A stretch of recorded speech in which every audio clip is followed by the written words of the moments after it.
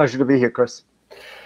Fareed, let's start by getting a sense from you of how you think of this thing that's happening now. You've covered so many disasters over the years. How do you rate and think of this one?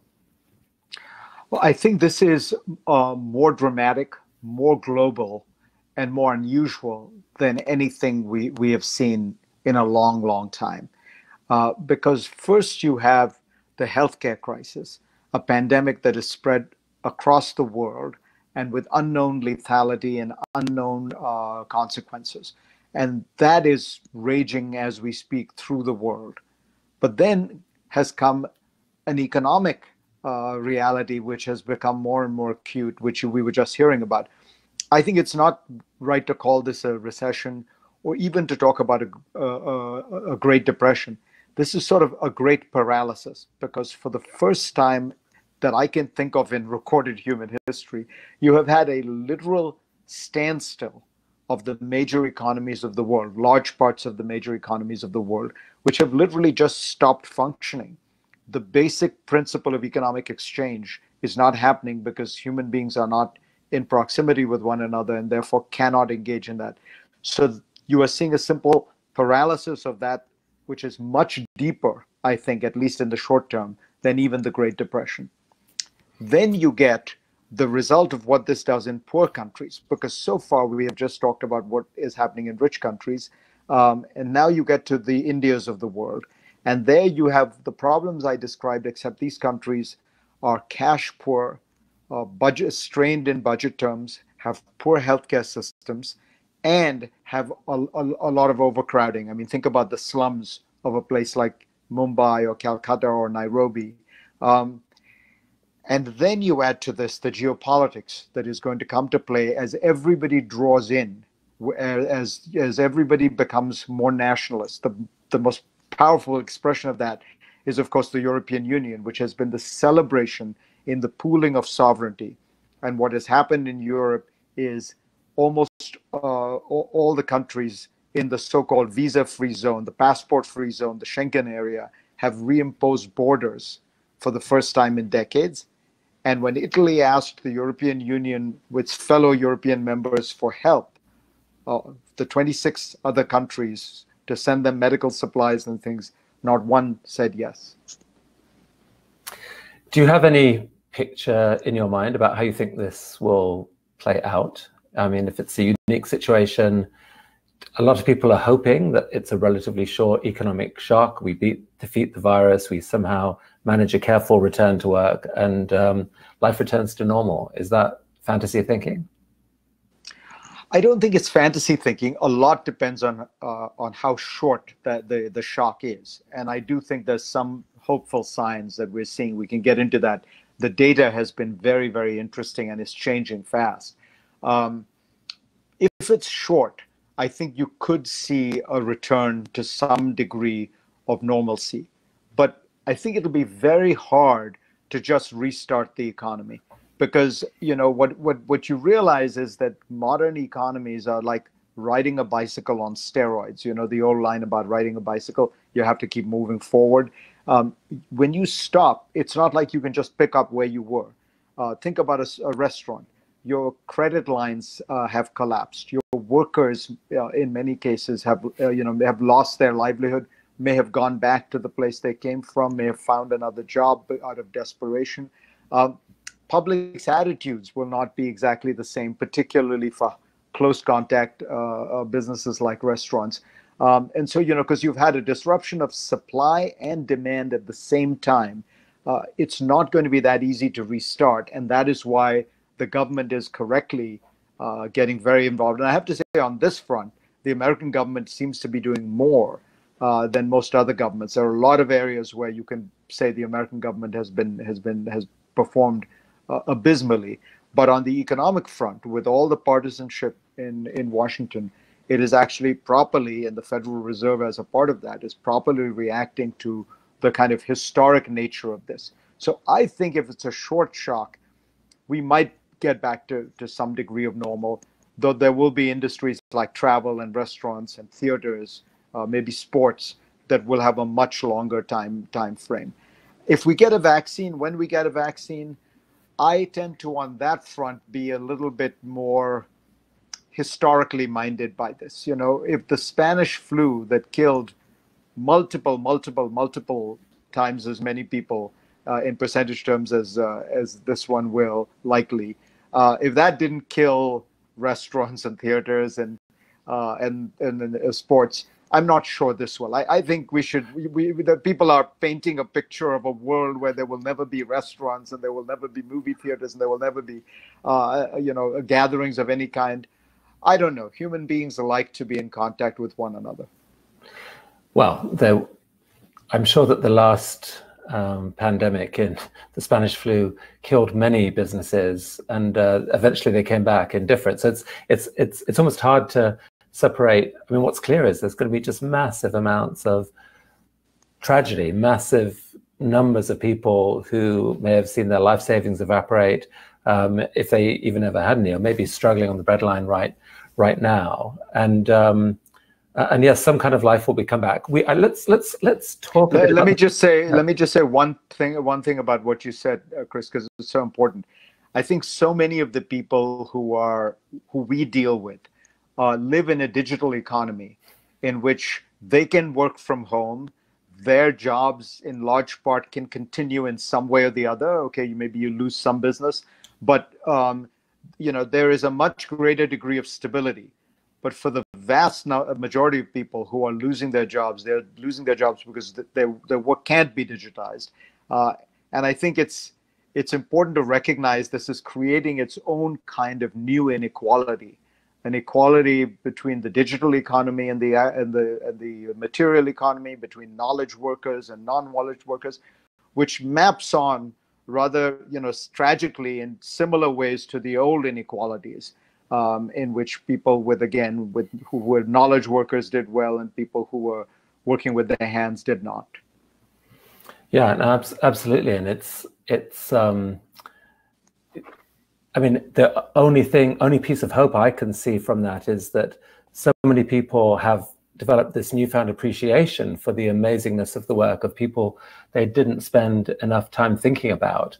You see people talking with great gratitude about their delivery man or the woman who for their once a week visit to the grocery store, if they could manage that, and so forth. And these people are heroes as workers on the front line. The question is almost like, do you see any chance that kind of attitude will survive this, that will hold on to that and somehow reframe the priorities in our economy, the people who we think should be compensated more, perhaps, and just how we all think of each other as much more interconnected than we know? Or do we just forget about this after a month of things kind of going back to normal? I hope we do, and I think some of that depends on people like you and me, who do have a role in shaping public dialogue and public memory, not to make sure that it doesn't get forgotten. And that we do remember that we're all in this together. I often think about that when you're dealing with people in countries like the United States who are poor, who don't vote, who don't write op-eds. How do you make sure that perspective and that voice is remembered? Unfortunately, the structural reality is that the digital economy will do even better out of this recovery, because people will learn that they can buy groceries online when they might have not, wanted to do that beforehand. And the little mom and pop store on the street corner might lose more business as a result of it. So it's all the more reason to try to remind people that we're all in this together. So right now, every country on the planet has this horrible dilemma as to how aggressively you shut things down, and then how, if at all, how to bring things back. Give us your sense, Fareed, on which countries have done a good job of managing that dilemma, and which really haven't so far. I think it's actually pretty easy to tell right now. The data is, we have enough information that we can say that quite definitively. Obviously there may be second waves and third waves, but so far, it is not the case that dictatorships have done this better than democracies. That is not the dividing line. The dividing line is places that have effective government, that have depended on experts and acted early. So that the key countries that have done well have been the ones in East Asia, and that's China, which actually comes across in many ways worse than some of the others, but because it was a very slow start, it hid the data, it lied about it, but then when it finally realized it was serious, they handled it very well. But the countries that really come across well are Singapore, South Korea, Taiwan, Hong Kong. And what they did, and South Korea is really probably the model country, is they acted very early.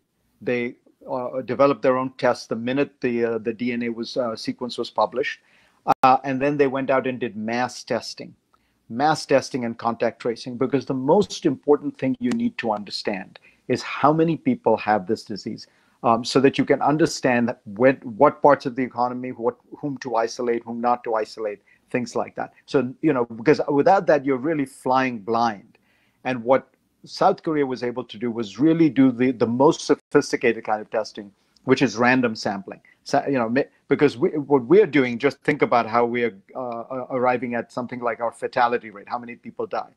We only know the people who test for COVID on the basis of people who fall sick, are sick enough that they go to a hospital or a clinic, and the hospital or clinic says, okay, your symptoms are close enough to what we think COVID is, and we'll test you for it. And those are the people we test. South Korea, which of course means there are lots of people. We now know lots of people who have mild symptoms, who get over it, who think it's a cold. All those people don't get counted. The South Koreans did all of that. They have achieved in some ways, the most impressive results in the world without a national lockdown, without shelter in place, without quarantines. They have occasionally selectively done it for specific, with a bars in one area or things like that.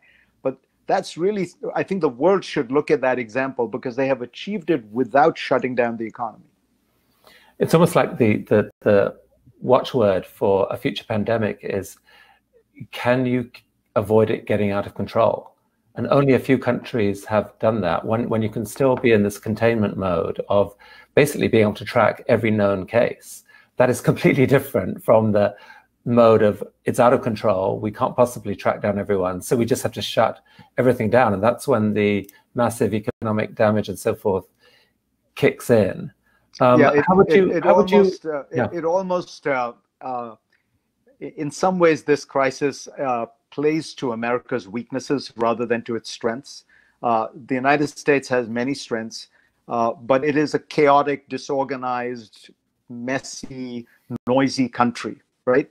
And it's slow to stir to action, but once it stirs to action, over time it accomplishes a lot. This is Churchill's famous line about the United States is, you can count on the United States to do the right thing after it has exhausted every other alternative.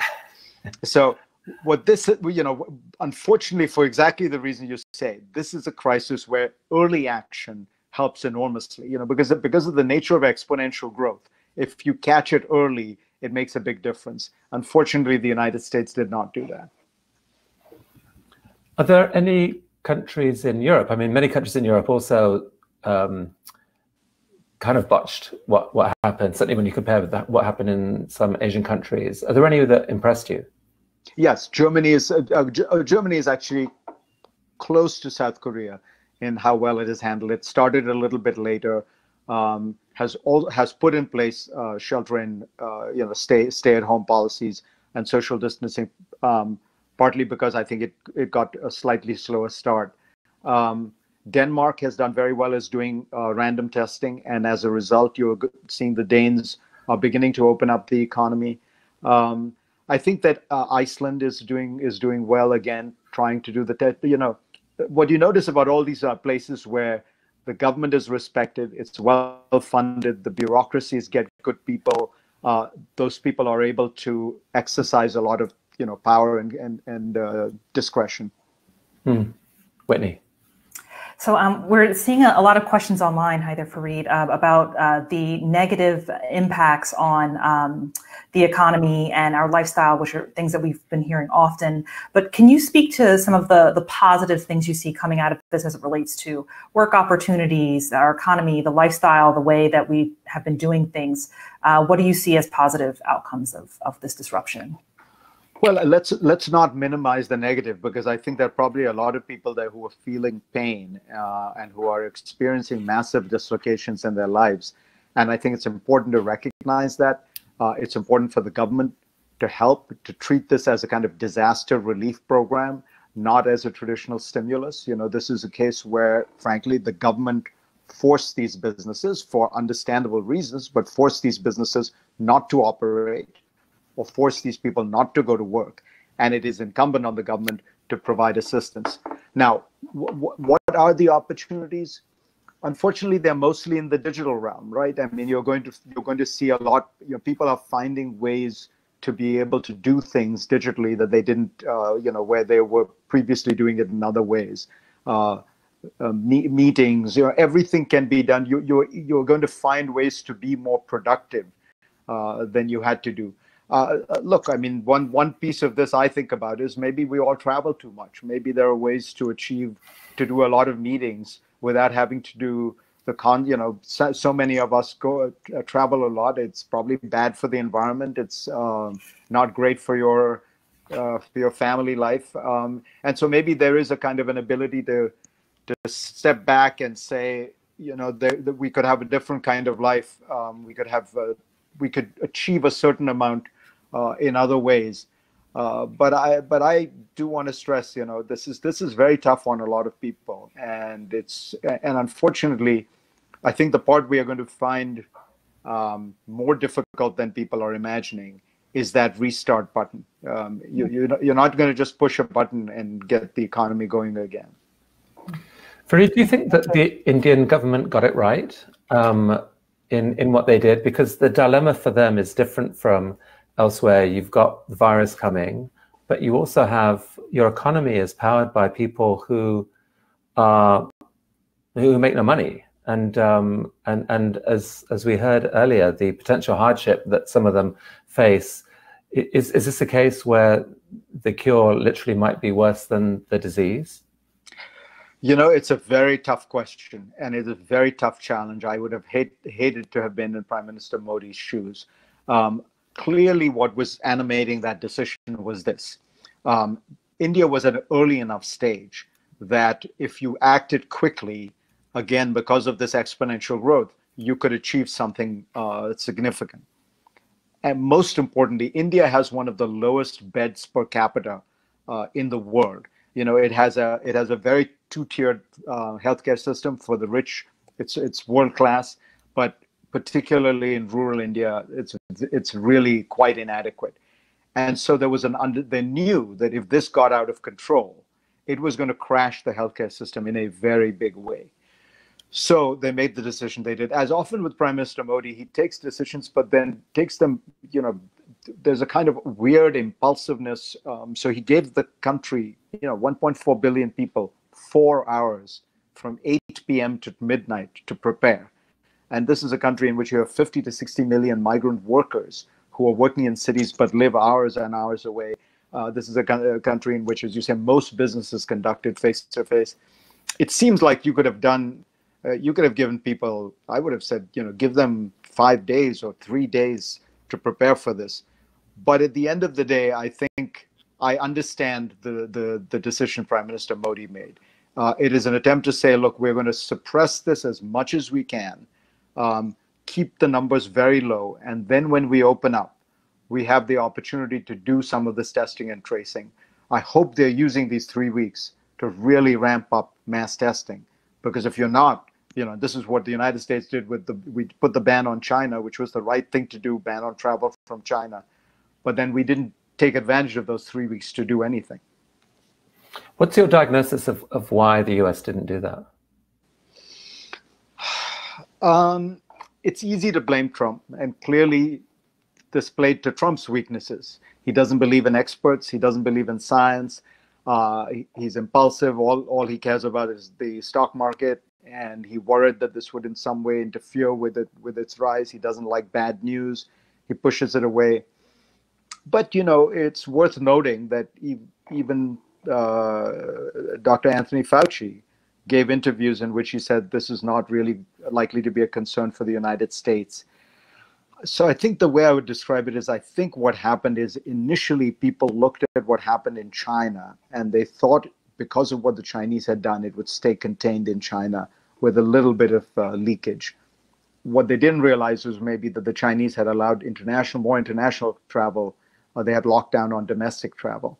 And so they were sort of underreacting a little bit to what was the real nature of the problem. When it then came to Italy, Italy was the pivotal moment, I think, when it explodes in Italy. And that's when everyone starts panicking. And you could even argue that maybe there was a slight overreaction. And that's why you started seeing models that said 2 to 3 million people would die, because people started using the Italian data, which I think is very complicated, because Italians are your second oldest population in the world, very high incidence of smoking, very close intermingling, intergenerational living, and it may not be representative, but I think that's what happened. Fareed, talk about just the partisan divide in so many countries and how you see this virus impacting that. I mean, you yourself, you work from CNN. It's regarded on the right as hopelessly liberal. You've been criticized by people on the right. You just criticized Trump right now, and so you're right in the middle of this constant firestorm of partisan battering. Is there? And yet you also spoke about some key things that the administration may have got right here in terms of, or at least in partnership with Congress, got right in terms of the stimulus that's actually been greater than in other countries. Do you see, coming away from the actual policy bit for a minute, but just us talking with each other, talking with people around the country and around the world, is there any way that this moment somehow reduces the partisan divide, or is it actually just ramping it up to ever more intense levels of, like, the people who are disgusted by Trump and what he's done are probably more disgusted and angry now than they have ever been, and maybe the people who are disgusted at Trump feel more strongly than ever? Is there any end to this, or are we just in for, I don't know, in the US, for example, the bloodiest election of all time and just an impossibly painful aftermath? Can there be any kind of path to both national unity and then, international connection out of this? I'm asking on behalf of a friend, many friends. I wish I could give you much solace, but it's been striking, hasn't it, that if you look at this last month and a half, what is most striking is how little Donald Trump's approval ratings have moved. So if you look at other periods in these kind of national crises, what tends to happen is the president's approval ratings go way up. George H.W. Bush after the fall of the Berlin Wall, George W. Bush after 9/11, even Jimmy Carter, the first months of the hostage crisis when the Iranians took American hostages, his numbers went up because there's a rally around the flag. It did happen for Trump for something like 10 days. And he's now back to approval ratings which are roughly the same as where they were before. So in other words, what is striking about Donald Trump's approval ratings as a symbol for the partisan divide is how little they have moved one way or the other. So it's that his supporters support him no matter what. It's his opponents dislike him no matter what. And you're right, it's very hard to bridge those divides. Look, I try very hard to approach things from an analytic rather than a kind of polemical or partisan perspective. So, as you say, when the administration does something right, I try to give them credit for it. I will point out, I get pilloried on both sides, by the way. The right doesn't accept the credit, and the left accuses me of being a traitor. But my view is, I'm a journalist. I'm trying to be not objective. No one is objective, but I'm trying to be analytic, and that's my job. So, for example, I'll give you one example. I've been looking a lot at the testing data, And it does appear that we have very bad data, that we really need to get much better testing data, and that the initial new data that we're getting, that on the basis of the more and more data we're getting, it does look like the fatality rates are much lower than we thought. In other words, that this disease might not be as fatal. And what I find is when I talk to people, everyone's trying to figure out in their heads, does that mean that, is this good for Trump? Is this bad for Trump? Is this what, where should I position myself on this? And my feeling is this is just a factual matter. And more importantly, we need to have the best data. We need to know what the actual fatality rate is, whatever the mistakes people made in the past, whatever the models did. But it's very difficult to even take something like data and completely unhinge it from the partisan context in which everything is now viewed. And that is part of a much larger discussion about how we have entered a realm of really tribal identity politics, where our political views reflect something very deep about our identity, and therefore very hard to change. They reflect who we are socioeconomically, they reflect who we are culturally, they reflect who we are in terms of our friend circle, where we live. So it's, mere data is not going to change that. Do you take any solace from the fact that scientists are gaining in credibility? And is it possible to imagine that in the coming years that people will actually pay more attention when scientists tell us that there's something big and bad coming and we ought to pay attention to it? I would hope so. I mean, I hope it makes us realize that in general, we all, I remember Michael Gove, the British minister, one of Boris Johnson's associates, saying during the Brexit campaign, the British public has had enough with experts. And I remember thinking at the time, when Michael Gove gets ill, I'm assuming he goes to a doctor. He doesn't consult, some guru or something like that. He goes to somebody who's trained and has expertise in the field and knows how to evaluate data. And I think what we're realizing here is in that situations like this, with all the caveats and with all the complications, you need experts. You need to rely on them. And as you say, Chris, what I hope is that we have a slight, that it translates. That if you believe the science and you trust the scientists and you think the data is getting better on this issue, well, maybe when they talk about climate change, we should also be keeping in mind that the same thing is true. And again, that the data has been proving and reproving and confirming what they've been saying for 20 years now. Indeed. Let's wrap up with another question or two from Whitney and our online audience. Sure. The audience is very interested in what you're sharing here, Fareed. And there's one question that's really simple, which is just how do you see this changing? Whitney, I can't hear you. I don't know if that's... Let me actually keep going, Whitney, because I can hear you and I will be the translator here. That's strange. That sounds perfect, a little workaround. Yeah, the question is just simply, how do you see this changing the balance of power globally? So the question was, how do you see this changing the balance of power globally? I think, again, it so much depends on how short this process is and what it does. But I'll tell you, one of the first things that I've been seeing when I've talked to people around the world, when you read newspaper accounts of what is happening, everyone has been stunned at the degree of chaos in the United States and the degree to which the healthcare system has proven to be inadequate. We don't even know how many beds we have. We don't know how many ventilators we have.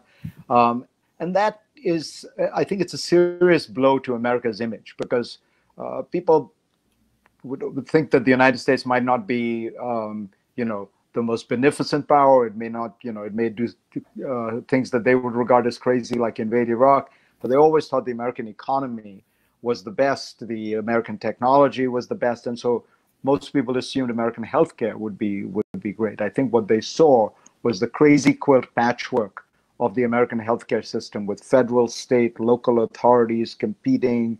People don't even have the right data. So that piece of American soft power, if you will, the example of American power, has taken a beating. The second and perhaps more important issue is that it's not so much what it does to American power, it's what it does to the idea of common interests and common objectives and common policies. So what has happened, as I mentioned, is everyone has retreated and is pursuing things from their narrow self-interest, whether it's the Italians, the Germans, the Chinese, the South Koreans, and of course the Americans. It is the greatest damage to the system is done by the Americans because we have traditionally been the world's leaders, the organizers, and things like that. But everywhere you are seeing a fraying of that international order, a fraying of that sense of cooperation, a fraying of the idea that there are common objectives. The scientists, to give them credit, are working together. The scientists have been sharing information, American scientists, Chinese scientists, and you hear this everywhere, European scientists. If only the politicians could mirror the scientists. To me, there's a kind of tragic irony here, which is this is a classically global challenge, right? We are all in it together. We face a common foe, and this is almost biblical in its nature. This would be the time to unite, because this is a virus that does not discriminate on the basis of national boundaries, on the basis of skin color, on the basis of wealth. We're all in it together, and therefore, if we pool our resources and we would try to get a vaccine, try to get a cure, try to time the openings and closings, the quarantines, the reopenings of travel, all that would happen much more effectively. It would be a win-win-win if we could see that this is a global challenge, and therefore it necessitates a great global response. But at the same time, because of the nature of this challenge, because it involves our health, our security, perhaps, we've become very narrow-minded and drawn in. I'm hoping that after the initial shock goes away, people will realize that there really are such enormous benefits here to cooperating, to doing this together, to working with other countries, and that at the end of the day, what we're all looking for is health, safety, security. I'm an optimist, so I do hope that at some point it reawakens this sense that, think about the United States. We spend $700 billion on defense every year, and we don't have enough face masks for our healthcare workers. Yeah. We don't have enough ventilators for our critically ill. Yeah. Somewhere in there, we have got to rethink our priorities. Well, indeed. In some ways, it's very simple. It's about math. It's about science. It's about a common enemy. When you have a common enemy, you kind of have to unite against it. And I still, the optimist in me is holding on to that possibility as well, that eventually we'll come around to that. Fareed, thank you so much for the work you're doing, for spending this time here now. I do think the world needs more analytical journalists. Whitney, you got anything else as we wrap up here? No, I think if you can hear me now, the audience has been just they're responding very positively and really receptive to what you've been saying. So thank you so much, Fareed, for joining us today. Thank you both. It really is my pleasure. Thank you, Fareed. Take care.